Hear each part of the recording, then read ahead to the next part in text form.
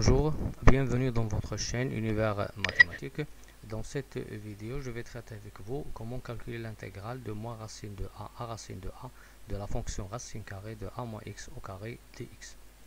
Bien, pour calculer cette intégrale, premièrement, je vais utiliser une propriété qui va le simplifier un peu. Bien sûr, je sais que cette fonction, la racine de a moins x carré, c'est une fonction qui est paire.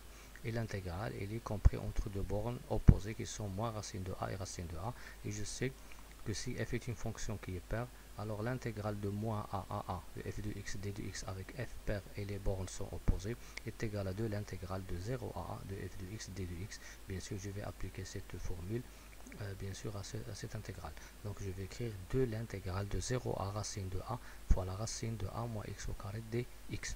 Après, je vais faire ici un changement de variable. Je vais prendre le x égale à racine de a cos t. Pourquoi?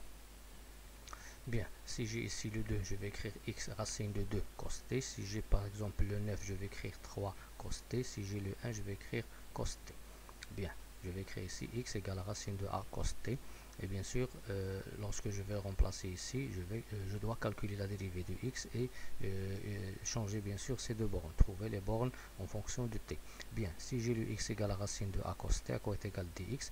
Dx égale à moins racine de a sin t dt. Pourquoi? Parce que la racine c'est une constante, la dérivée de cosinus c'est moins sinus fois dt. Donc c'est fini pour les fonctions pour la dérivée. Bien sûr, maintenant je passe aux bornes. Je sais que x, ici la variable, elle est comprise entre 0 et racine de a. Bien, alors le x, je vais le changer en l'écrivant sous la forme racine de a cos t. Il est bien sûr compris entre 0 et racine de a.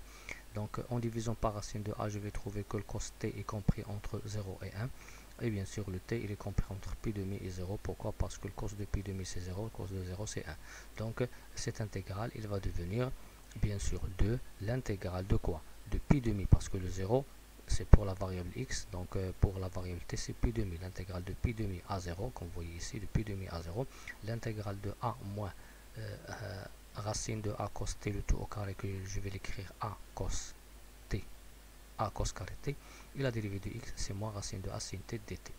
Donc, c'est en faisant changement de variable, en passant de x à t, je vais obtenir cette intégrale. Après, bien sûr, je vais faire sortir la racine carrée de a ici, premièrement, factoriser la racine de a moins a cos carré t sous la forme racine de a fois racine de 1 moins cos carré t, et pour ce moins, il va bien sûr changer bien sûr cette intégrale, bien sûr l'intégrale de pi demi à 0, bien sûr en faisant le moins de l'intégrale de pi demi à 0, c'est l'intégrale de 0 à pi demi. Donc je vais obtenir une autre intégrale, c'est 2 racines de a. Bien sûr, je vais sortir la racine de a parce qu'il ne dépend pas de t. Le moins, il va changer l'intégrale entre les bornes, donc de 0 à pi demi. La racine de a, je factorise la racine de a moins a cos carré t, je vais l'écrire sous la forme racine de a fois racine de 1 moins cos carré t fois sin t dt. Après, bien sûr, je vais simplifier cette expression, la racine de 1 moins cos carré de t. Bien, la racine de 1 moins cos carré, c'est la racine de sin carré, c'est la valeur absolue de sinus t, et puisque t est compris dans cette intégrale entre 0 et pi demi, le sinus t il est positif, donc la valeur absolue c'est sinus, donc la racine de 1 moins cos carré c'est sinus t, donc je vais écrire ici la racine de a, je vais la faire sortir ici, je vais obtenir 2a, l'intégrale de 0 à pi demi, sinus t fois sinus t dt. Et bien sûr, le sinus fois sinus est égal à sinus carré. Donc, je vais obtenir donc l'intégrale, le premier intégral que je veux calculer est égal maintenant à 2a, l'intégrale de 0 à pi demi sinus carré t dt. Bien, bien sûr, maintenant reste à trouver quelle est la méthode pour calculer l'intégrale de sinus carré t. C'est très simple.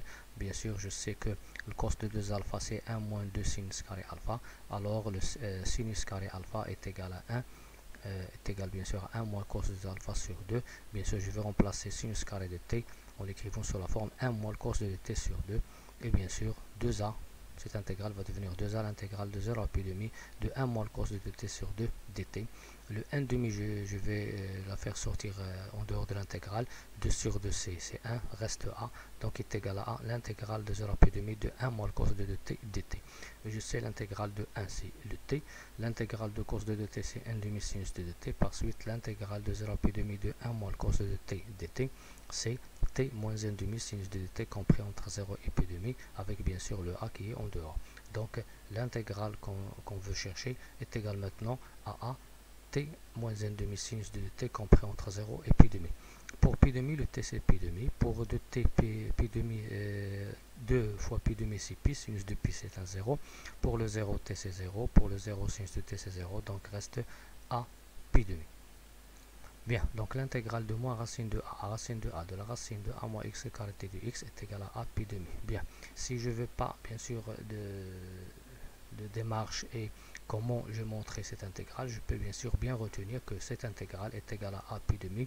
Bien sûr, pour calculer, par exemple, en utilisant cette formule, pour calculer l'intégrale de moins racine de 5 à racine de 5 de la racine carrée de 5 moins x au carré t de x, bien sûr, je vais l'écrire, c'est 5 pi demi comme résultat direct en utilisant ce qu'on a déjà montré. Et si j'ai par exemple l'intégrale de moins 3 de la racine de 9 moins x carré de x, bien sûr ça va donner 9 pi demi. Bien sûr, comme vous voyez ici, je prends le a qui est à l'intérieur de la racine carrée. A, c'est a ici, 5, 5, 9, 9. Merci.